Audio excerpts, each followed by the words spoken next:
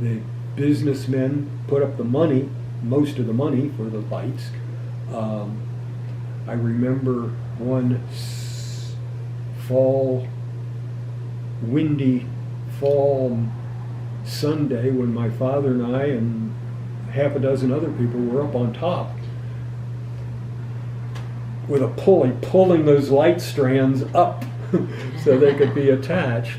And they still do it that way today. Well, it looks like they're there permanently now. Yes, they are. They're up there. But they weren't then. We had Right. to put them up every year. There you go. But that's still how we change them out today. But that's an interesting view from up on top of there. When I was up on top, I thought, this would be a nice place to have a house. But it was a little eye-opening experience for you to get up that high and have the wind affect I it. stayed away from the edge. Do you remember of the events? Was there any event looking back? I mean, there was the square dance, there was the Coney Day, there was the day at the racetrack. Is there anyone that you don't remember being successful? Was everything well attended? I think the day at the racetrack probably was the least well attended of the whole thing. Okay. But that didn't surprise us terribly. It was one more piece of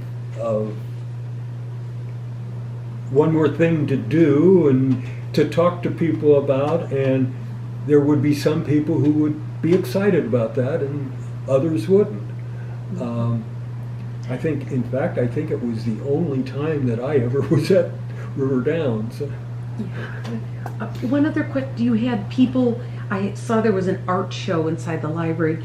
Did you put out a notice ahead asking, because it said something about that there were views of Mount Washington that they painted. Do you remember, did you request that people actually paint things in Mount Washington? I don't remember specifically. I do remember that there were these portraits of several of the people, Mount Washington people, such as my father, Jim O'Toole, who didn't live in Mount Washington, but was right out here in Anderson Township, the former Reds baseball pitcher. He passed away just a year or so ago. There were several people like that, and the lady that did those portraits, they were all displayed in the library as part of that. I do remember that. I wondered if she was the same woman who, in here, there was a portrait of the church that was just about to be torn down.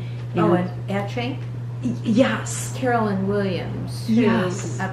Her work appeared in the Cincinnati Enquirer quite frequently. Okay. Yeah, that was not the same lady that did these portraits.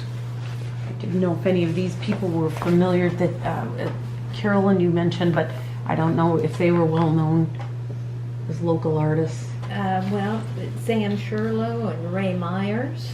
Ray Myers was your cousin, right? Right, yeah. And Sam Sherlow, of course, was your grandfather.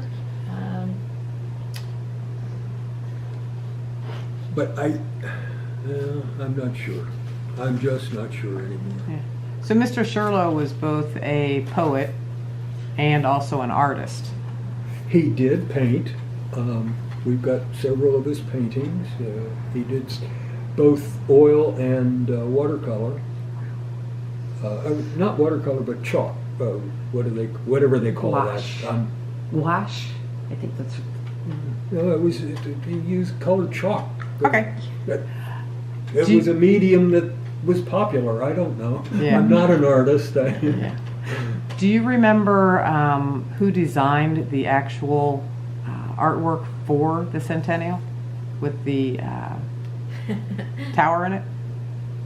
No. Okay. Do you? I think you think you did it? No, I think you did it. I didn't do the artwork for the cover. I know that. I did maybe some of the lettering. You're But right. the artwork, no. Well, as far as the water tower is concerned, I think you drew that.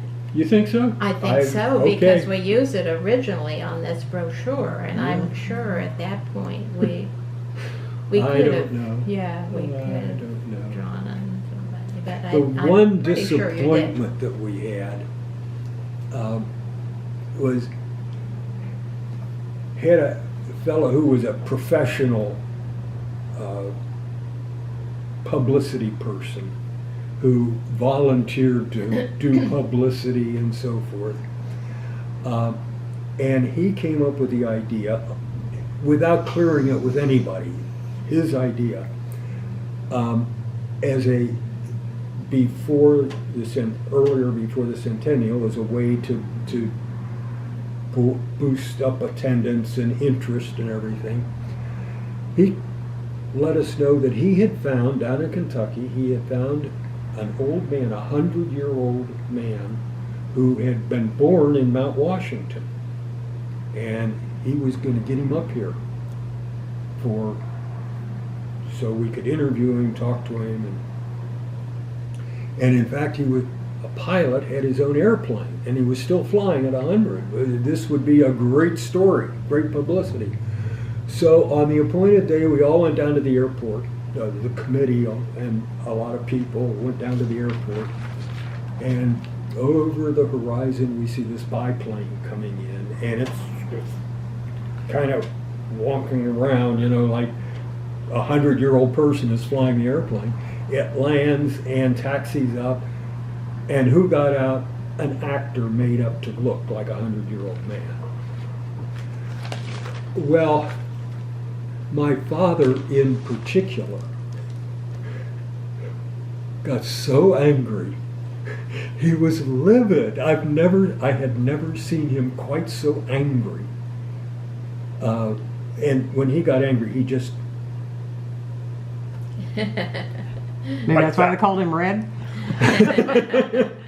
And we dismissed this person and did not do much of a story about it, because it just wasn't. We felt it was more of a hoax or a gimmick than it was a real story, so it wasn't our kind of thing. It might have been great for commercial television or something, but it just wasn't our kind of publicity.